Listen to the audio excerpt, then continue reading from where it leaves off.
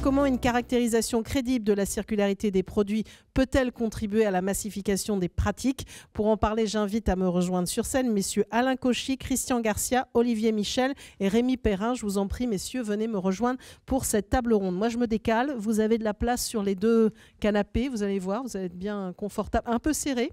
On n'est pas en pratique Covid, là, il faut bien le dire, mais on est bien quand même. Allez-y.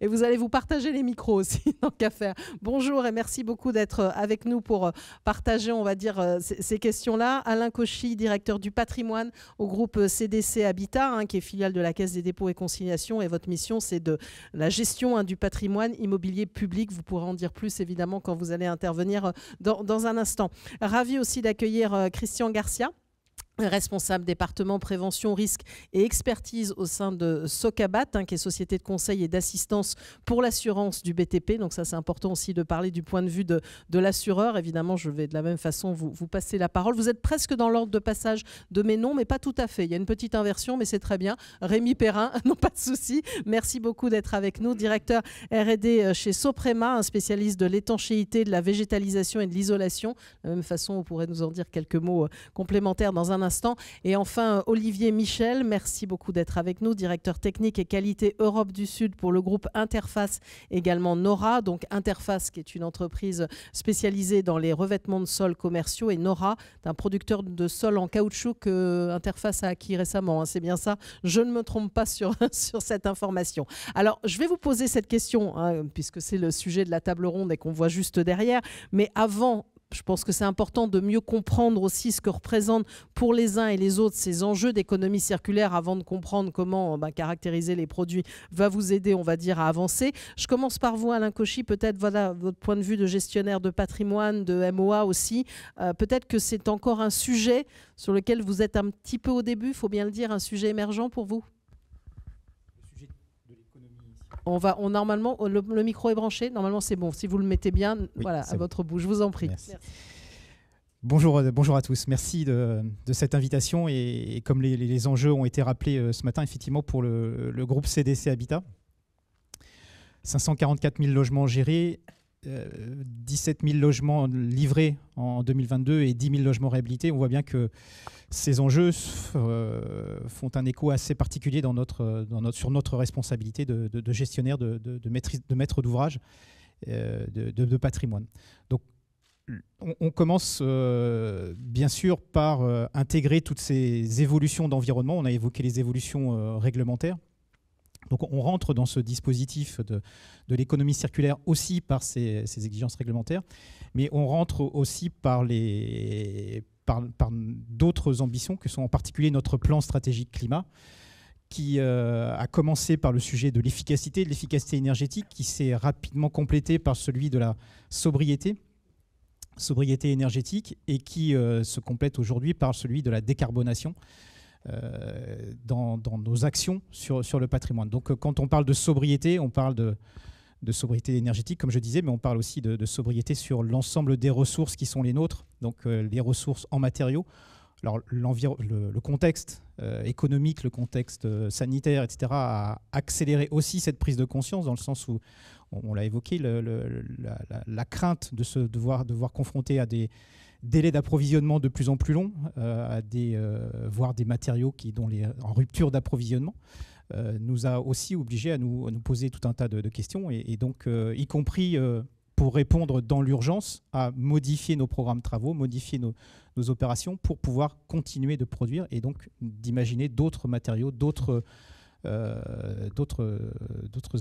évolutions en termes de ressources. Des leviers. Peut-être un exemple quand même de réemploi, par exemple, que vous avez pu faire. Alors, on ne parle pas que de réemploi dans ce sujet-là, il faut bien le dire, mais c'est important aussi de parler de ce sujet-là. Donc, parmi les pistes qu'on explore, il y a celle de programmes identifiés sur lesquels par exemple, en remplacement ou plutôt une isolation par l'extérieur, dans lesquels on va bien sûr démonter les façades pour remplacer par une façade mieux isolée. Donc là, on peut donner l'exemple, par exemple, de bardage qui est réemployé. C'est-à-dire c'était un bardage pierre, par exemple, qui est déposé, stocké sur place, et ensuite réemployé, réinstallé après avoir isolé la façade. Donc là, on parle d'une opération dans son programme lui-même. On peut aussi imaginer l'ensemble de notre patrimoine comme étant des bâtiments qui sont aussi des ressources. Là aussi, sur l'exemple de l'efficacité énergétique, quand on choisit de raccorder une résidence à un réseau de chauffage urbain, la question se pose de ce qu'on fait des installations existantes. Et donc là, on a aussi l'exemple de réutilisation de chaudières, donc de chaudières gaz, qui peuvent être réemployées sur d'autres résidences pour lesquelles les chaudières arrivaient en fin de vie. Donc voilà, on essaye d'imaginer à chaque fois une action, en particulier en termes d'action de réhabilitation, de ce qui va être programmé comme intervention et comment on peut imaginer de ne pas simplement réutiliser ou réemployer ces matériaux-là sur l'opération en question, mais aussi de le mettre à disposition d'un ensemble de patrimoine, dès lors qu'on a effectivement un périmètre assez large. Merci pour ce premier éclairage. Alors maintenant, on va voir un peu plus comment ça se passe, on va dire, du point de vue des industriels. Donc, je vais passer la parole à Olivier Michel, qui n'est pas venu tout seul, si je peux dire. Il y a des choses à côté qu'il va pouvoir nous montrer pour mieux comprendre aussi comment vous, Interface, vous devez apporter aussi des réponses à la fin de vie de vos produits. Oui, bonjour. Alors, Interface, c'est une entreprise industrielle qui fabrique des revêtements de sol. C'est une entreprise qui a été créée en 1973. Dans 2 jours, on va fêter nos 50 ans. Le fondateur s'appelle Ray Anderson. Si vous faites tout de suite sur votre téléphone, vous faites Ray Anderson plus Interface, vous allez tomber sur 19 millions d'occurrences. Et c'est pas pour rien, c'est parce que une prise de conscience de cette personne, alors qu'il avait 60 ans, lui a permis d'envisager que son entreprise ne porte plus d'impact sur l'environnement à tout niveau. Je crois. C'est pas Alors, ça, il s'est donné de l'horizon 2020 sur un certain nombre de... Pour zéro émission, c'était ça. Pour zéro émission. Donc aujourd'hui, le système industriel, le process industriel, etc., et tout est décliné dans l'entreprise pour faire le mieux qu'on peut, avec les moyens qui nous sont donnés aujourd'hui.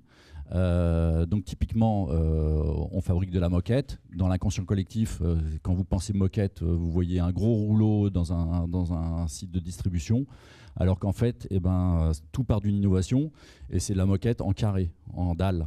Voilà. Si vous êtes ici, vous avez l'impression que votre moquette, c'est de la moquette en rouleau, et en fait, non, c'est de la moquette en carré. Donc ça, c'est la première innovation en 1973. Bien, parce qu'il y a ceux qui nous suivent en ligne aussi. Bien sûr. Ah, pardon. Ok. Une belle démonstration. Voilà. Aujourd'hui, une moquette comme ça, c'est, en tout cas celle-ci, celle que je vous présente, c'est 84% d'éléments recyclés et 10% d'éléments biosourcés. Alors, je crois qu'on a encore des petits progrès à faire, mais on est sur la bonne voie. Et c'est ce qui nous donne la légitimité ensuite de dire et de parler de ce qu'on appelle l'éco-conception. Puisque si on parle, et c'est le sujet du moment, on a parlé REP, on parle de réemploi, mais on va parler de PD, on va parler de FDES, on va parler de bilan carbone. Et bien tout ça, c'est à la base parce que le produit en lui-même, il est fait avec des composants, je dirais, les mieux possibles. Donc évidemment, comme industriel, on s'intéresse à la fin de vie de nos produits. Donc oui, on parle de réemploi. Il y a des projets, vous avez entendu parler par exemple le village olympique pour les Jeux et les prochains JO, ce sera, je crois que c'est 24 000 m² de moquettes issues du réemploi. Et majoritairement, ce sera des produits Interface. Voilà, c'est ce qui nous donne, nous, la légitimité de parler de tout ça. On s'appuie sur des compétences, on pousse des acteurs, on s'appuie sur des gens qui savent faire. Si demain, dans un autre domaine, je prends pour image, vous aviez envie de vous acheter une voiture d'occasion, vous savez pertinemment que vous pouvez aller chez le constructeur, vous pouvez aller chez un revendeur, vous pouvez aller sur Internet, chez un particulier. Ça va être la même chose et c'est ce qui est en train de se passer avec de la moquette. Et une moquette bien entretenue qui peut durer 10-15 ans, elle va avoir de la valeur. Ce qui fait que quelqu'un qui s'achète une belle moquette, comme le CSTB dans cette pièce-là, il va pouvoir imaginer que le jour où il aura envie d'en changer, il pourra la revendre. Elle aura de la valeur.